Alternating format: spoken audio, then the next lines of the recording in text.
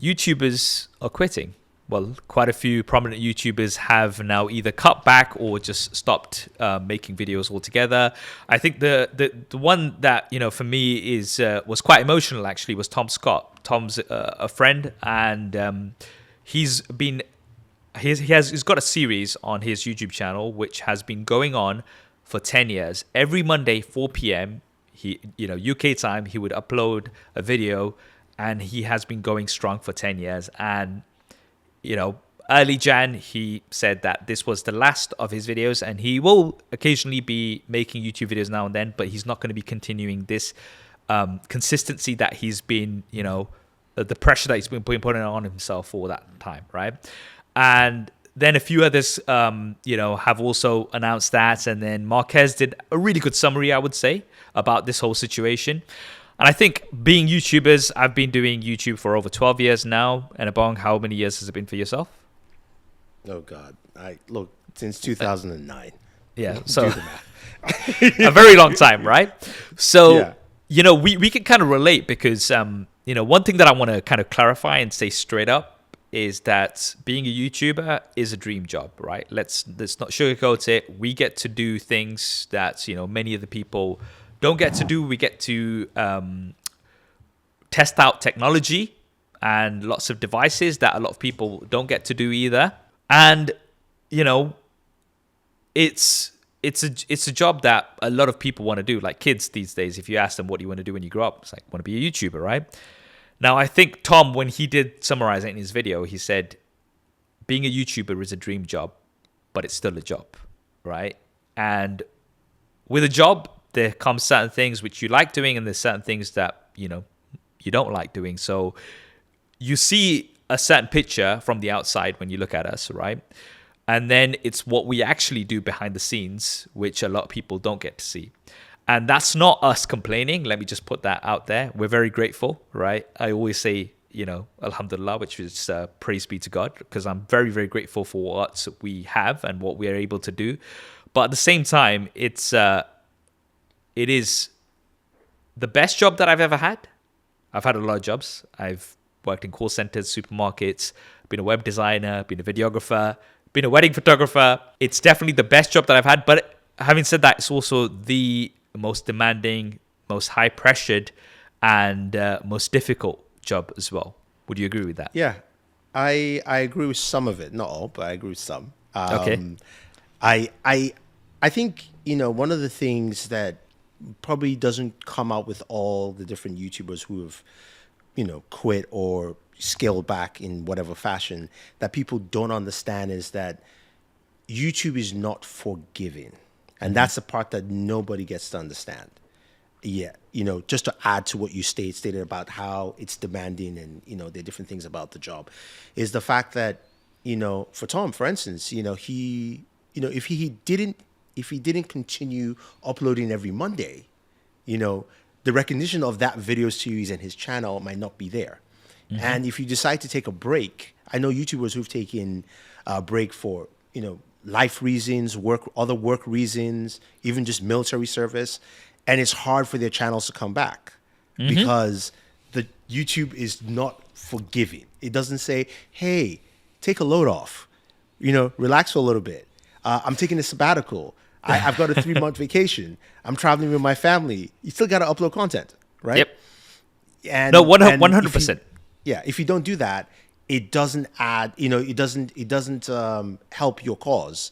And then it becomes really difficult because, like Tom said, you go for 10 years and you're like, man, I can't miss every Monday. So even if I travel somewhere, I have to plan I can't travel on a Monday. Your life is YouTube, basically, because everything you have to Yes. do has to be planned around YouTube. And it's interesting about mentioning the break because, whenever I'm kind of just having conversations, I'm not like complaining, just having conversations with friends, and they're like, oh, why don't you just like maybe take some time off? And it's just like, no, that's not how YouTube works. And I want to kind of mention something that Renee Ritchie, our friend, kind of mentioned, who works for YouTube now. He's got his YouTube channel as well. And I think he summarized it very nicely, right? That it's not just the YouTube algorithm, right? So a lot of people kind of blame YouTube, that YouTube's unforgiving and you can't take a break, right? But it's also the psychology of viewers, right? Now, the analogy that Renee gave was, I think, just really hit the nail on the head, right? He kind of gave the analogy of a cafe. So say you've got a cafe that you go to every day, you're regular, maybe you go there every week, right? That's your point. You go there, you love the coffee there, you love the atmosphere, you see all of your friends there, etc., etc., right? Now say that place closes for a few months or for a year, okay? You're still going to go to a cafe. You still need to get your coffee. You still need to, catch up with your friends. So guess what you're going to do? You're going to go to another one. And then slowly but surely, that's going to become your regular, right? Yeah. Now, when your original cafe reopens, you might go back there a few times, but guess what? It's not going to be exactly the same because now you found something else and you've kind of lost that connection that you had initially. And it's the same way as it works as a YouTuber. If you take a long break, right, more than a few weeks, then, viewers, naturally, it's not their fault. They'll start watching other content. They'll start, following other YouTubers, and it won't have the same impact that it would have had you just carried on.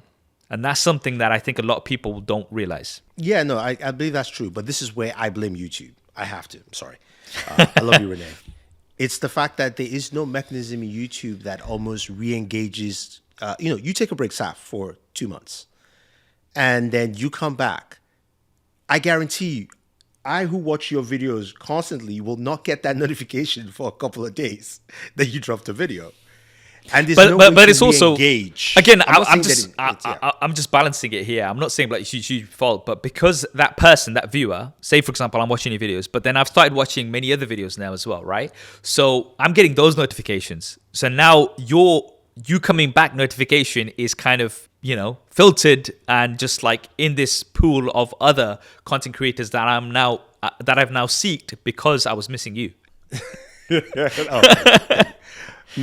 No, to be fair, and I think it kind of bolsters the fact that there's no, what I mean by mechanism, I'm not saying just the algorithm. It's almost like an announcement saying like, hey, Saf is back. Saf said he was taking a break and Saf is back. And people, the algorithm knows the people who are watching you constantly anyway, right? At that point where you stopped, it knows. So if if something goes out and says, hey, Saf is back, videos coming in on Tuesday or whatever, right? Then that's okay, all right, cool. That would help the process. I'm not saying it's going to be better. Potentially. Definitely help the process. But it's also like the other thing is because a lot of people say like, oh, why don't you just like, prepare some content so when you're away, you've got stuff to upload. It's just like, okay, so you're asking me to up my production, my workload by 200%. For these couple of months, completely burn myself out. So then I've got content to upload when I'm actually taking a break, when I finally get to take a break, because we're at capacity already, right? And I'm it doesn't work like that. Because we do that already. It's not exactly. Like we do it. Anytime we travel for an event, especially if we're going for, we go to Hawaii or something like that. If we're not making content at that event, then it's like, I got to drop a video at least here somewhere, or else people will be like, what happened to you? You might miss 1 week or two, and then you're like, yo, what happened to this guy? I haven't seen you in a minute. Yeah. You see it. People will come up. And plus, the other thing for us as well is what we cover is seasonal. So, like, for instance, right now, we don't determine our schedule. The manufacturers who release devices determine the schedule, right? So, for instance, right now, over the past few weeks, we've had an endless amount of devices that have come out. And obviously, we can't cover them all, and that's one of the reasons why a lot of people have been asking me, why haven't you done a full review of the OnePlus 12? And it's like, I gotta be honest, the S24 Ultra landed beforehand, and that's the one that was my priority. So then I didn't actually get a chance to do a full video on the OnePlus 12. One might be coming later on, but it's also the timing because there's certain YouTubers who do have that luxury where they can upload a video anytime and it's gonna pop, right? But for most of us, right, you have to be there on time, because if you're not there on time, your viewership is going to not only half, but I would say you'd probably get a quarter, if not less, for that same video, that exact same video which you spent the same amount of effort in, the same production and everything, but it just doesn't get the same reach as it would have done if the topic is trending at that time. Yeah, no, I definitely agree. I think it kind of just boils down to the fact that there's a lot of strain constantly producing. I think this is the first time, as regular people, We're experiencing what celebrities go through. The constant, always being on stage, always being active for the audience. We do that on a daily basis. And remember, guys, it's especially now as being a YouTuber, it's not just YouTube anymore. We haven't talked about Instagram, TikTok, right? YouTube Shorts, and then stories. And people, my wife, for instance, has her fashion brand, and she's like, she's making content now for it. She has somebody who helps her make content. And she's like, this is a lot of work. I was like, yeah, babe, yeah, now you know. Yep. And it's so interesting because it appears one way from the outside, but then when you actually see it, and again, this is not me complaining in any way. We love our jobs, and we're very grateful for it. I want to keep emphasizing that because people will just be watching and say, "Look at these guys, just their privileged positions, just complaining." It's not us complaining. This is just having a discussion of why a lot of people have these challenges. Now, another thing a lot of people say is that, okay, then why don't you get a big team? Why don't you get all of this team? And then I think Marquez has a really good analogy of the octopus analogy, which we discussed here on this podcast. You can check out the episode with Marquez, which was posted like a couple of years ago. Here he discusses how you have different arms and you can kind of cut off those arms, like an editor, maybe somebody who does thumbnails, maybe who's better than you in these areas, right? Now that's all well and good, but it's not as straightforward as it may sound on the outside. Okay, and some people are really good at doing this. Few examples. Linus is really good at doing this. He's got a massive team now. We've got Mr. Beast, who's got a huge team, and he's really good at delegating and things like that, right? But that in itself is a skill, right? Okay, and you still have to fundamentally manage everybody. I commented on Marquez's video that one of the reasons why I haven't expanded massively is because Tom mentioned this in his video as well. Tom Scott mentioned this in his video that he could go one of two routes. He could either stop doing what he's doing and then kind of take a step back, or hire a team to do different things. And then he goes, then I'd become a manager, and I'm a terrible manager, and I'd hate every second of it, right? And that's kind of how I feel. Being somebody who's a creative, obviously, I like getting involved and stuff like that. And then somebody kind of said that, in the comments that, oh, you could just get a general manager. And it's just like, yeah, but who's going to manage the general manager? It's still going to be you fundamentally, right? So you're kind of in a dilemma where it's just like, okay, yes, you could try to get more and more people, which a lot of these, YouTubers do. And some of them are very successful in doing because they're very good at that. Or you could just cut back. And I think one of the things I've personally done is I've cut back. So I'm not uploading as much content as I would have been doing maybe a few years ago, right? So it's not great. I'm not great at balancing my own time. And, on the main channel, I still do all my editing myself, right? And it's crazy sometimes where I'm just like, I don't see anybody. I just kind of get down to it and work. And, it's not an easy job, but nothing worth having in life comes easy, right? Yeah, no, I agree. I think, that kind of sums it up. I'm not great, but I like delegation of duty. That's me, because I know my strengths. I know what I'm good at, and I know what I'm not good at. But even still with that too, I think it kind of boils to mind of how most creators don't understand also how to grow, because it's not an easy thing. Not everybody has the same skill sets. I'm not a great editor. That's why I have an editor. I don't do my own thumbnails because I'm terrible at it. Saf will tell you that. So gladly. It's one of the. But also, again, it also means that how much can you grow? How much of that team do you have to manage? And the one thing that I think people don't realize when like mentioning Tom's video saying you should get a general manager, or you should expand the team, is that switching between left and right brain, aka doing business things and then going back to creative, is not an easy task. Doesn't matter what job, what career it is, because you're doing completely two different things. You're doing an organizational structure. On the other hand, you have to come back and go like, okay, let's do something fun in this video. Yeah, exactly. It's a switch over that, it's not easy to do. There are so many different aspects to it, right? And how you were saying that you like to delegate, right? But even yourself, okay, you like to delegate, right? But like you're always busy, right? It's just nonstop. I'm still busy. Yeah, you still got like you're talking about delegation, but sometimes the delegation actually creates more work, because you're like, okay, now I've got more capacity, and then more stuff is coming in, and then you're saying no to less than what you would have been doing, and it's just like Yeah. one of those cycles, right? Now, again, having work is a very good problem to have. We're not kind of putting that down in any way, but I guess what I'm trying to kind of say is that a lot of people who do want to become YouTubers, you do have to kind of keep all of this in mind, because another analogy that I think was really good that Marquez gave was that he kind of compared creatives to sports people, right? That Yeah. if you love playing football in the park and you go there and you're like, oh, I love doing this, that's great as a hobby, right? As soon as it becomes a job where you now need to train for it and everything, and you may never make it, right? You may never become a successful sports person. In the same way, you may never, like, for example, when we do videos, there's some videos which you're like, you got a good feeling that it's going to work, but the amount of times we put in time, effort, and money into a video, and it just doesn't do well. And it's just like completely out of our control. We're like, okay, so I spent like 3 weeks on this video. It cost us this much to do this, and this, and we've barely made 10% back of it, right? Yeah, Apple Vision Pro, guys, please watch. Yeah. That's what it comes down to.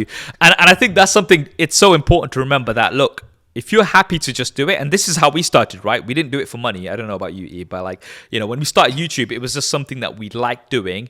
And it was maybe like a good 5-6 years into our journey before we actually started making any money that was like, okay, this is fine. I can potentially quit my full-time job because this is working for me, right? But for a large chunk of it, it was just working essentially for free because you like what you're doing and you're building something over time. But again, that thing takes a lot of time. Yeah, no, that's absolutely true. I think everyone just has to be mindful that like you said, it is a job. Marquez's analogy is great. If you're into sports, it's a very difficult task. And people will say, hey, you know what? But LeBron, like, you're playing basketball, but, you still have to put in the work. You still have to do a lot of things in there.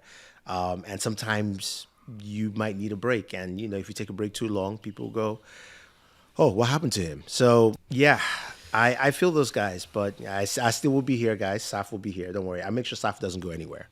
He's gonna be. He'll be there, making sure I go push out content. But I guess we're trying to say is that this is something that we're still learning as well. There isn't a blueprint of this is how to be a YouTuber, and this is something Marquez mentioned as well, and this is what I tell everybody. Right? There's lots of careers where hundreds of thousands of people have already done this, right? So they kind of know what and how to do things, right? Because they've got everybody else's experience to work from. With YouTube and like being a content creator, it's still very new, right? It's not something that's we've kind of like know exactly what to do. And because there are so many differences as well, a YouTuber is not just a YouTuber. You've got a tech YouTuber. You've got all different types of YouTubers, right?